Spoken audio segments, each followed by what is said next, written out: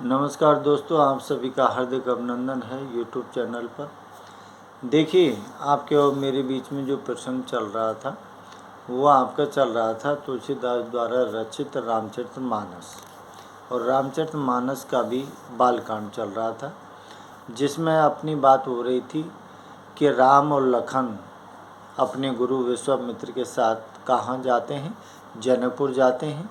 और जनकपुर में जब गए हैं तो उसके बाद जनक जी का जो बगीचा है, जो पुष्प वाटिका है, उसमें वो अपने गुरु जी की पूजा अर्चना के लिए फूल चयन या फूल तोड़ने के लिए गए थे। लेकिन उसी समय सीता जी गौरी पूजन के लिए पुष्प वाटिका में जाती है और वहाँ प्रभु श्री राम जी माता सीता की रूप छवि को देखकर बड़े आकर्षित होते हैं। और उसके बाद फिर जब वो लताओं के ओट में चले जाते हैं और सखियों के द्वारा, नगर के नर नारियों के द्वारा उनकी रूप छवि का सुंदर वर्णन किया जाता है, तो माता सीता के मन में भी उत्कंठा होती है और वो भी उनकी प्रति आकर्षित होती है। और जब वो नज़र नहीं आते हैं तो बेचैन हो जाती है। और जिसमें बात ये आई थी कि वो मृग शावक की भांति उनको देखने लगती है।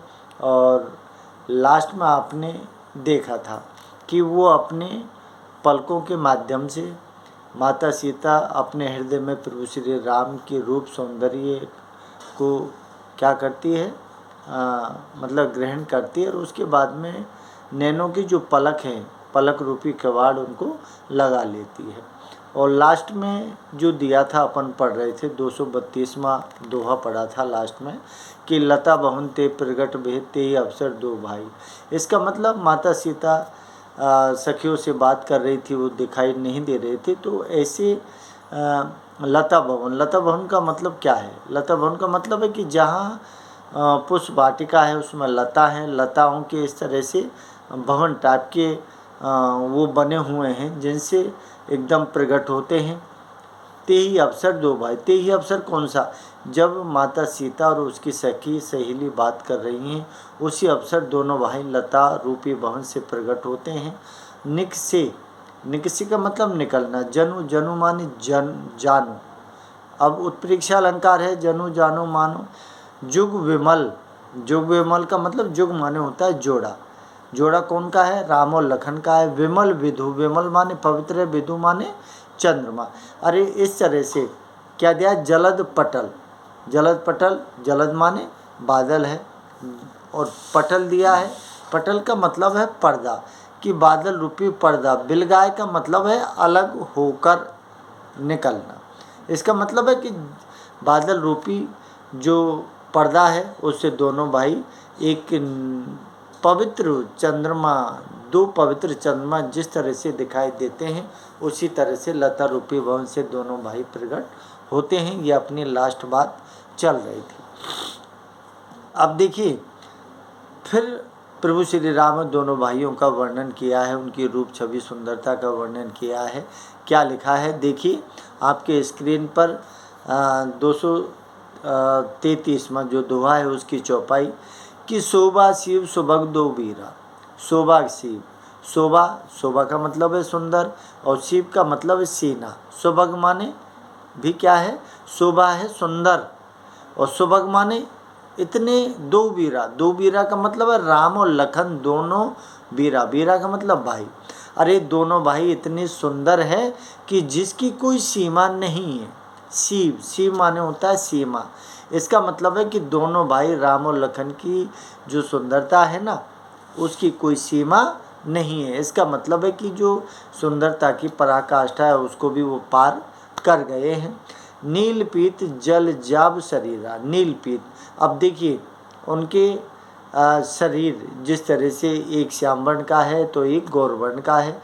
तो श्याम वर्ण के लिए नील आया है और पीत वर्ण गौर वर्ण के लिए आया है। इसका मतलब है राम और लखन जल जाब शरीरा। जल जाब का मतलब क्या होता है? जल जाब का मतलब होता है कमल। अरे प्रभु श्री राम नीले कमल की भांति लग रहे हैं और लखन जी हैं वो पीत कमल की भांति लग रहे। शरीरा, शरीरा का मतलब शरीर, जलजाब का मतलब है कमल। इसका मतलब है कि प्रभु श्री राम और लखन का शरीर नीले कमल और पीले कमल के समान दिखाई दे रहे हैं। क्या दिया है कि मोर पंख सिर सोहत नीके, और प्रभु श्री राम और लखन के क्या है, मोर पंख सिर पर लगा हुआ है। सोहत, सोहत का मतलब है जो बड़ा शोभा है, मान, नीके माने अच्छा लग रहा है। और मोर पंखों के साथ में आगे लिखा है गुच्छ बीच बीच कुसुम कली के, और बीच बीच में कुसुम कली के गुच्छे हैं। कुसुम का फूल होता है, तो कुसुम का जो फूल है, जिसकी कली है, वो बीच बीच में मोर पंखों के बीच में उनकी कुसुम की कली है ना, उनके गुच्छे भी बीच बीच में लगे हुए हैं, जिससे उनकी शोभा और भी अधिक बढ़ रही है।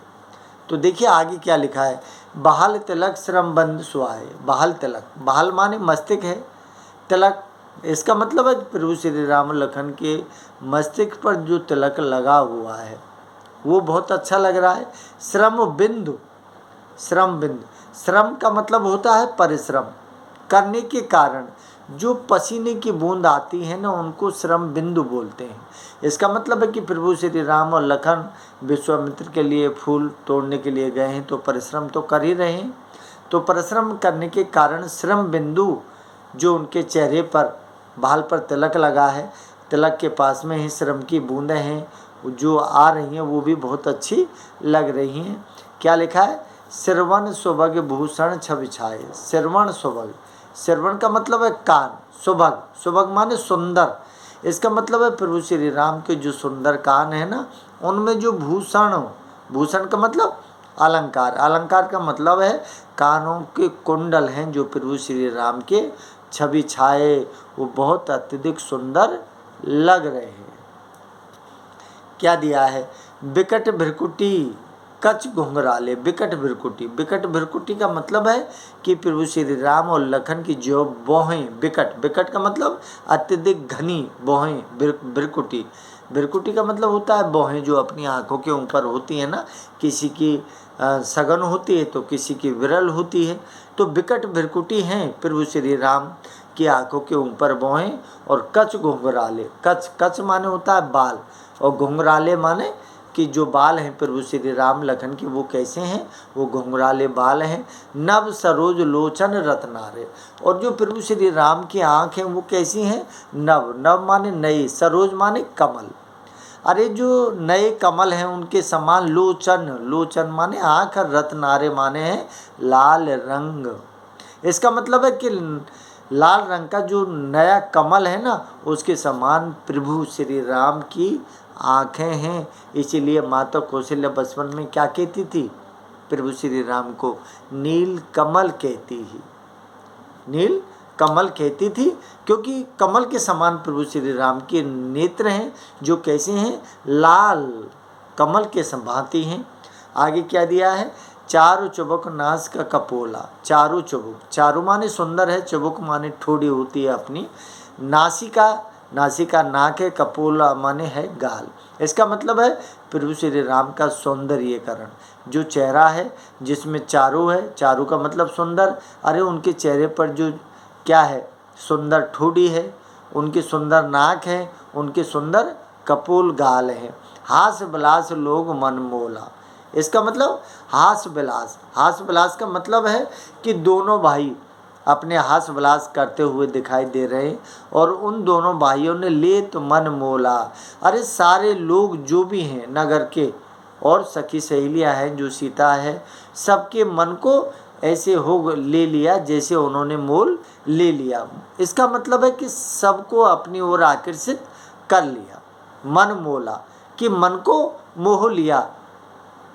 आगे क्या दिया है कि मुख छवि कहीं न जाए मोह पाई। तुलसीदास जी कहते हैं कि मुख छवि कहीं न जाए। तुलसीदास जी कहते हैं कि मैं प्रभु श्री राम की जो मुख छवि है ना, उसका मैं वजाए मोह पाई, कि मैं उसका वर्णन नहीं कर सकता। मुख छवि कहने जाए, कि उसकी जो मुखी छवि है प्रभु श्री राम इतने सुंदर हैं, जाए मोह पाई, कि मैं उनको जानता हूँ, लेकिन उनकी छवि के विषय में मैं उनका वर्णन नहीं कर सकता। जो बिलोक बहु काम लजाए, जो बिलोक, जो माने जिसको देखकर बिलोक, बिलोक माने होता है देखना, कि जिसको देखकर क्या हो गया, बहु काम लजाई, बहु माने बहुत सारे, काम माने कामदेव, लजाई माने शर्मिंदा। अरे प्रभु श्री राम की सुंदर छवि को देखकर बहुत सारे जो कामदेव है ना, लजाई अर्थात वो शर्मिंदा हो गए। तो बताओ प्रभु श्री राम की रूप छवि का मैं वर्णन कैसे करूं? मैं उनके वर्णन नहीं कर सकता, क्योंकि कामदेव संसार में सबसे सुंदर पुरुष माना है, प्रेम का प्रतीक भी है कामदेव। तो जब वही उनके सामने शर्मिंदगी या लज्जा महसूस कर रहे हैं, तो मैं प्रभु श्री राम की रूप छवि का वर्णन नहीं कर सकता। कौन कहते हैं? तुलसीदास। अब आगे देखिए, और मणिमाल कंज कल कंबु कल गीवा, और मणि, अरे प्रभु श्री राम और लखन ने और माने हृदय, मणि माने मणियों की माला पहन रखी है। अरे प्रभु भाई वैसे भी राजकुमार हैं, दशरथ जी के सुपुत्र हैं, तो मणियों की माला है। और मणि अर्थात उनके हृदय में क्या है? मणियों की माला है। कंब कल गीवा, कंब, कंब का मतलब जानते हो? कंब क्या होता है? कंब का मतलब होता है शंख, कल माने सुंदर, गीवा, अरे क्या है? शंख जिस तरह से होता है कि उसी की भांति क्या है कि प्रभु श्री राम गीवा, गीवा का मतलब है गीरवा, और गीरवा का मतलब होता है गर्दन। अरे प्रभु श्री राम की जो गीरवा है ना, वो शंख की भांति है, जो बहुत सुंदर लगती है। काम कलव कर भुज बल शिवा, काम कलव, अब देखिए काम, फिर कामदेव आया है। कलव माने होता है हाथी, कर भुज, अरे कर माने हाथ, भुज माने भुजा, बल शिवा, इसका मतलब है कि प्रभु श्री राम की हाथों की जो भुजा है ना, वो किसके समान है? काम कलव। इसका मतलब है कि कामदेव रूपी जो कलव, कलव का मतलब है हाथी, कि कामदेव रूपी की हाथी, जो कामदेव रूपी हाथी है ना, उसकी जिस तरह से क्या होती है सूंड, उसी तरह से प्रभु श्री राम की भुजा बल शिवा, कि उनकी भुजा है बल शिवा, जिनकी भुजाओं में बल की कोई सीमा नहीं है। कौन कहते हैं? तुलसीदास। आगे दिया है, सुमन समेत बाम कर दोना, सुमन समेत बाम कर दोना, बाम, बाम का मतलब होता है बाया हाथ, कर माने हाथ, दोना, अरे जो दोना बोलते हैं अपन, जो पत्तल दोना बोलते हैं, तो वही दोना उन्होंने अपने बाएं हाथ में ले रखा है। सुमन समेत, जिसमें क्या रखे हैं? सुमन, क्योंकि गुरु जी के लिए सुमन तोड़ने के लिए तो पुष्प वाटिका में गए हैं।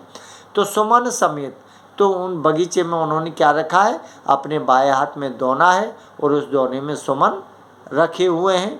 सामरे कुंवर सखी सुठलौना, सामरे, अब देखिए सामरे जो कुंवर है, सामरे का मतलब है श्यामल वर्ण, और श्यामल वर्ण किसका है? प्रभु श्री राम का। सखी सुठलौना, सखी कहती है कि हे सीता, कि वैसे तो दोनों भाई बहुत अच्छे हैं, लेकिन सामरे कुंवर, सामरे जो श्याम वर्ण का जो राजकुमार है ना, सुटी लौना, सुटी लौना का मतलब है, लौना का मतलब है अत्यधिक सुंदर हैं श्याम वर्ण के, जिनका नाम क्या है? श्री राम है। इस तरह से सखियों से, सखी सीता माता से कहती हैं। अब देखिए शरीर के सौंदर्यीकरण किया है, समझ लो आप। अब आगे दोहा क्या कह रहा है आपका, कि केहिरी कटी पटपीत धर सुषमाशील निधान, देख वाहन कुल भूषण बिसरा लखन सखिना अपान। अब देखिए क्या दिया है? केहिरी, केहिरी का मतलब जानते हो? केहिरी का मतलब होता है सिंह, कटी माने कमर, पटपीत, अरे प्रभु श्री राम जो है ना, उनकी कैसी है? सिंह के समान कमर है। पटपीत, और पीले वस्त्र उन्होंने धारण कर रखे हैं। सुषमा शील, और शील शक्ति सौंदर्य के वो क्या है? निधान है, खजाना है। सुषमाशील सौंदर्य का क्या है? निधान, अर्थात प्रभु श्री राम सुषमाशील सौंदर्य शक्ति का पुंज है, निधान है। देख भानु कुल भूषण, देखी भानुकुल, भानु, भानु माने क्या है? भानु माने सूर्य, कुल भूषण। अरे भानुकुल जो है सूर्य, क्योंकि सूर्य के क्या देखें, सूर्य कुल में माना जाता है और श्री कृष्ण जी को चंद्रवंशी मानते हैं और इनको सूर्य वंशी मानते हैं। इसीलिए आगे क्या लिखा है? देख वाहन कुल भूषण।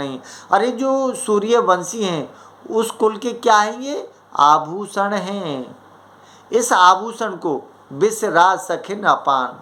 अब सखिन, सखिन का मतलब है सखी सहेलिया, ने जब प्रभु श्री राम अर्थात भानुकुल सूर्यवंशी प्रभु श्री राम को देखा तो बिसरा, बिसरा का मतलब है भूल जाना।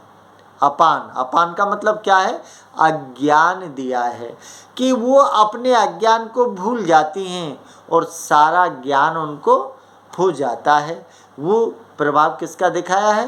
प्रभु श्री राम की रूप छवि, उनकी सुंदरता का वर्णन इसमें किया है। अगला वीडियो, अगला पद 234वां में अगले उसमें बताऊंगा। नमस्कार।